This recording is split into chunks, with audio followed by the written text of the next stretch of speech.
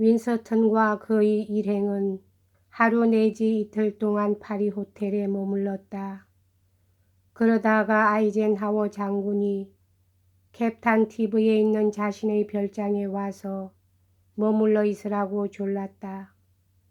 윈스턴은 클레멘타인이 이 여행의 마지막 기간을 같이 보낼 수 있도록 아이젠하워 장군이 설득해 주기를 바랐다. 그러나 클레멘타인은 집에서 기다리기로 했다. 당신이 올 수 없다니 아주 유감이요. 라고 윈스턴은 9월 24일 아이젠하워의 별장에서 편지를 보냈다. 이와 같은 날 윈스턴은 긴 편지를 구술하여 클레멘타인에게 보냈다. 이 편지는 이번 휴가의 마지막 편지로서 자신의 그림 이야기, 귀국에 관한 계획, 세계와 영국에 관한 논평 등을 적어 놓았다. 윈스턴이 집을 떠나고 없는 동안 클레멘타인은 차트웨를 거주할 만한 곳으로 만드는데 필요한 일들을 열심히 할 수 있었다. 다행히도 하이드 파크 게이트는 장식을 약간 다시 하는 작업 이외에는 별로 손댈 곳이 없었다. 전쟁 직후에는 모든 물자들이 부족했고 폭격 때문에 수리를 해야 할 집들이 많았다. 그러나 윈스턴이 10월 초에 귀국했을 때 클레멘타인은 마침 알맞게 이 새 집으로 이사해 들어갔다. 차트웰은 서서히 그 모습을 갖추게 되었다. 지하실에 있는 큰 취사장은 여전히 그대로 방치시켜 두었다. 그리고 꼭대기 층에 있는 직원들의 침실을 개조하여 노동력이 안 드는 작은 취사장으로 만들었다.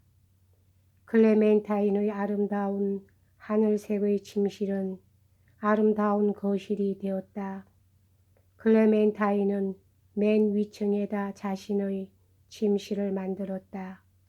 윈스턴의 연구실은 변경되지 않고 그대로 남게 했으며 1층에 있는 큰 응접실은 화실이 되었다. 1층에 있는 집무실은 그대로 두었다. 1946년에 알렉산더 코다 경은 윈스턴에게 최신식 영사기를 선사한 적이 있었다. 그래서 식당은 영화관으로 변해버렸다. 이렇게 개조된 차트웰은 몇 년 동안 지속되었다.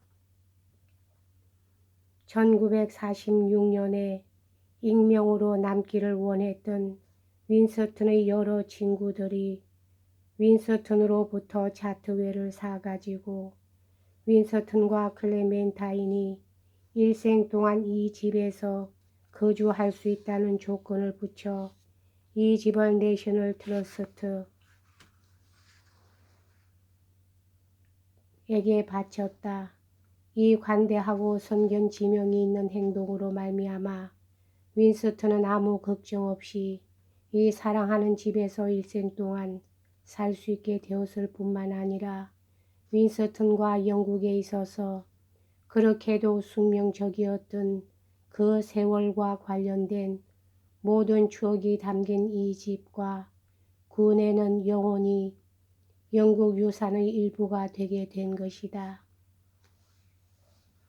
클레멘타인은 윈스턴이 작고한 후에는 윈스턴의 많은 그림뿐만 아니라 차트웰에 항상 있었던 대부분의 가구들을 차트웰에다 기증했다. 물론 차트웰의 정원과 뜰과 숲은 전후 몇 년 동안은 등한시 되었다. 그러나 상태는 점차로 복구되었다. 윈스턴은 정원사들로 하여금 나무를 자르고 잡목을 제거하고 벽이나 울타리를 수리하는 데 도움을 주도록 했다. 그러나 클레멘타인은 벨벳 같은 잔디와 화단을 다시 만들고 야채를 생산하는 일을 훨씬 더 중요시했다. 그래서 윈스턴은 쿨런이라는 노령연금을 받는 사람과 또 한 사람의 조력자로 구성된 노동자들을 구했다.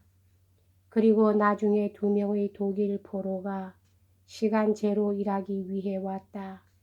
그래서 이 사람들은 개간을 하고 땅을 파고 개조를 하는데 귀중한 도움을 주었다.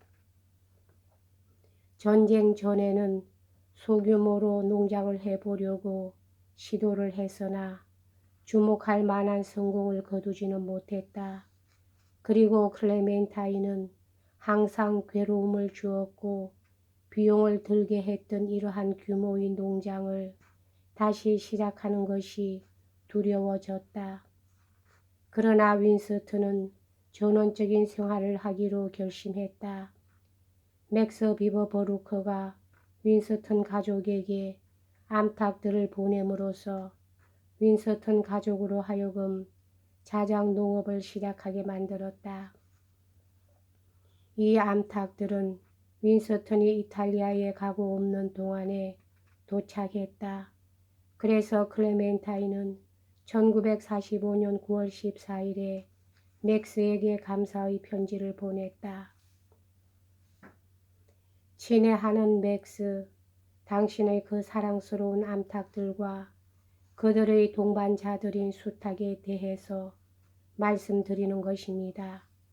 누구나 이들을 보고 감탄하고 있어요. 이 닭들은 저희 사촌 모페트가 돌보고 있는데 그녀는 감동을 받았어요. 이 닭들은 알고 낳고 있으며 알의 수도 증가하고 있어요. 알들은 맛이 대단히 좋더군요. 클레멘타인은 자가 생산에 마음이 끌리기 시작했다. 그래서 오래된 꿀벌집들이 다시 활동을 시작하여 생산량이 증가되었다. 왕립 저지 농업협회가 메이벨 디아일즈라고 부르는 저지 종의 젖소를 윈스턴에게 한 마리 보내주었는데 이 소는 1946년 가을에 도착했다. 이렇게 하여 차트웰은 명실공히 우유와 꿀과 계란이 넘쳐 흐르는 땅이 되었다. 차트웰이 개조되었고 가축들이 생겨남으로써 클레멘타인은 다소 걱정은 되었으나 이러한 일들에서 생기는 재정적 결과에 관해서는 더 걱정을 하지 않게 되었다. 이제 윈스턴은 일생에 처음으로 부자가 되었다. 1946년에 차트웰에 인접한 농장 소유주가 농장을 팔려고 내놓자 윈스턴은 농장에 딸린 뿌리 짧은 소와 함께 그 농장을 매입했다. 이 당시의 농장과 농업은 현명한 투자였으며 이러한 활동은 윈스턴의 취향에도 맞았다. 그 다음에 윈스턴은 웨스트햄 가까이의 프렌치가에 있는 야채 재배원을 하나 구입했고 그 다음에는 도이힐에 있는 바독스라는 농장을 또 하나 샀다. 곧이어 윈스턴은 바독스에서 저지 중 젖소를 그리고 나중에는 랜드레이스 돼지들을 사육하기 시작했다. 윈스턴은 이 농장을 관리함으로써 항상 흥미와 즐거움을 얻었다. 그는 가족과 손님들을 동반하고 랜드로버를 타고 농장을 한 바퀴 돌아다니는 것이 차트웰 생활의 특징이 되었다. 그리고 윈스턴은 집을 떠나 있을 때에는 농장에 대한 세부 사항을 보고받기를 좋아했다. 클레멘타인이 집에 없을 때에는 윈스턴이 클레멘타인에게 알려주었다. 윈스턴이 클레멘타인에게 농장에 대해 보고한 대표적인 편지를 보면 다음과 같다. 수확은 더없이 좋은 날씨에 굉장히 열심히 진행되고 있어. 들판에는 모든 것이 다 베어져 낫가리로 쌓여 있고 울타리를 한 밭에 있는 상치는 재배를 하는 데에는 50파운드밖에 들지 않았으나 200파운드에 팔렸소. 온상에는 기다란 오이들이 주렁주렁 달려 있어. 포도는 까맣게 익어가고 있고 복숭아는 계속해서 런던으로 나가고 있다오. 그러나 이러한 일들은 윈스턴에게는 하나의 부업에 지나지 않았다. 그는 야당 당수로서 전과 같이 다시 정치에 관여했다. 그리고 곧 그는 회고록 집필 때문에 많은 시간을 할애하게 되었다. 몇 년간의 전쟁 중 긴장과 노력이 틀림없이 그 흔적을 남겼으나 윈스턴은 전후의 피로를 완전히 회복했다. 그러나 클레멘타인은 정신적으로나 육체적으로 한숨을 돌리는 데에는 윈스턴보다 시간이 더 많이 걸렸다. 클레멘타인은 차트웰에서 벌어지는 일들을 묵인하였으나 그것들은 클레멘타인에게는 즐거움보다는 걱정을 더 많이 가져다 주었다. 더구나 클레멘타인은 윈스턴이 정치 투쟁을 결심하고 있다는 사실을 달게 받아들이지 않았다. 클레멘타인은 윈스턴이 정치에서 은퇴하기를 바라고 있었다. 피로 때문에 그리고 더 많아진 걱정 때문에 클레멘타인은 가끔 윈스턴에게 화를 냈다. 그래서 이 몇 달 동안 윈스턴은 클레멘타인과 말다툼을 했다. 그들은 말다툼을 한 뒤에는 후회를 했고 항상 화해를 하려고 애썼다. 그런데 한 가지 문제가 발생했다. 그것은 하이드 파크 게이트에 있는 집은 개인 생활을 하는 데에는 즐거운 집이나 비서들을 수용할 수 있는 사무실을 마련해 주는 데에 있어서는 부적당한 집이었다. 필자의 생각으로는 클레멘타인이 집을 구하러 다녔을 때에는 오랜 기간의 현역 근무를 끝내고 은퇴한 두 부부가 행복하고 명예롭게 살 수 있는 집을 염두에 두었을 것이다. 그러나 사실은 달랐다. 윈스턴과 클레멘타인의 생활에 있어서 공적인 부분은 거의 줄어들지 않았다. 권력자나 저명인사가 런던에 오면 그는 반드시 처치를 만났다. 그래서 적극적인 정치 생활의 왕래는 끊임없었다. 그리고 윈스턴에게 들어오는 일반인들의 우편물들도 놀랄 만큼 많았다. 그리고 윈스턴이 기침을 한다거나 감기가 들었다고 신문에 나면 진짜 병이 났을 때에는 말할 것도 없고 치료를 조언하는 친절한 편지들이 쏟아져 들어왔다.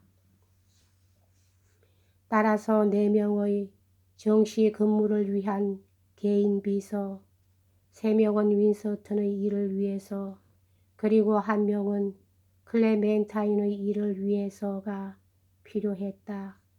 그리고 이 비서들이 집에서 상당한 공간을 차지했다. 클레멘타인은 사무실이 하나 필요하다는 것을 항상 염두에 두고 있었다. 그러나 하이드 파크 게이트 28번지 집에서 클레멘타인이 염두에 두고 있는 방이 하나 있었지만 그 방은 사무실로는 부적당했다. 클레멘타인은 이 절박한 문제를 어떻게 해결해야 할지 몰랐다. 그런데 다행히도 이 결정적인 순간에 옆에 팔려고 내놓은 집이 있었다. 처음에 클레멘타인은 망설였다. 그러나 해결책은 그 길밖에 없었다. 그래서 클레멘타인은 27번지에 있는 그 집을 사들인 것이다. 전쟁이 끝났기 때문에 많은 사람들은 윈스턴에게 감사와 찬사를 보내고 싶었다. 영국의 도시들은 그에게 최고의 훈장을 수여했고 특히 적에게 점령을 당했던 외국에서는 자기네 나라를 방문해 달라고 윈스턴에게 초청장을 보냈다. 파리가 해방된 후 얼마 안 된 1944년 11월에 프랑스는 윈스턴과 클레멘타인을 공식적으로 영접했다.